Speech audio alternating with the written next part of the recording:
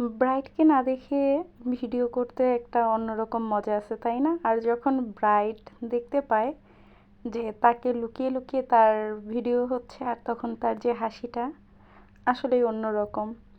আজকে আমরা চলে গিয়েছিলাম স্বর্ণার গায়ে হলুদে। স্বর্ণার গায়ে হলুদ আজকে। স্বর্ণা হচ্ছে আমার ছাত্রী, তার হলুদ সন্ধ্যা। এই তো আমরা চলে যাওয়ার পরেই হচ্ছে এক এক করে সবাই বের হচ্ছিল। আমি ফার্স্টে ভেবেছিলাম অনেক লেট করে ফেলেছি, বাট আসলে লেট হয়নি। স্বর্ণা চলে এসেছে, সে খুবই খুশি। ছোট একটা মেয়ে আজ পুরো বিয়ের জন্য প্রস্তুত। তার গায়ে হলুদ হচ্ছে, তাকে তার ভাইয়েরা মাথার ওড়না দিয়ে নিয়ে এসেছে, আর এই ফটোশ্যুট চলছে তার। বাট সে আমাকে দেখে এতটাই খুশি হয়েছিল যে ফটো সেশনের কিছুক্ষণ পরেই সে হচ্ছে একদম দৌড়ে আমার কাছে চলে এসেছে। এসে কিছুক্ষণ আমার কাছে দাঁড়িয়েছিল, কথা বলতেছিল।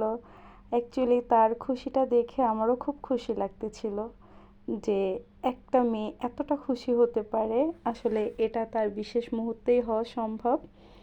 এই যে ফাঁকে আমি আর হেনা আপু দুজনেও একটু দুষ্টামি করতেছিলাম। আন্টি আঙ্কেল আর এই হচ্ছে স্বর্ণার ভাই, এরা হচ্ছে ফার্স্টে স্বর্ণার হলুদ দিয়েছিল। তারপরে হচ্ছে ছোটরা বড়রা সবাই মিলে এক এক করে হচ্ছে স্বর্ণাকে হলুদ দিয়েছিল, কারণ হলুদের পর্বটা শেষ করতে হবে। এরপরে আরও কিছু পর্ব ছিল, যেহেতু হলুদের একটা ব্যাপার আছে, এখানে হচ্ছে কেক কাটা, ডান্স আনন্দের হয়ে থাকে। এই তো সবাই মিলে হচ্ছে বাচ্চাদের নিয়ে কেক কাটতেছিল। আর এখানে স্বর্ণার কাজিনরাই ছিল। তারপরে স্বর্ণার দুই ভাই এসে পুরো ডান্স শুরু করে দিয়েছে এই পাশে, আর এই দিকে স্বর্ণা উঠে গিয়েছে।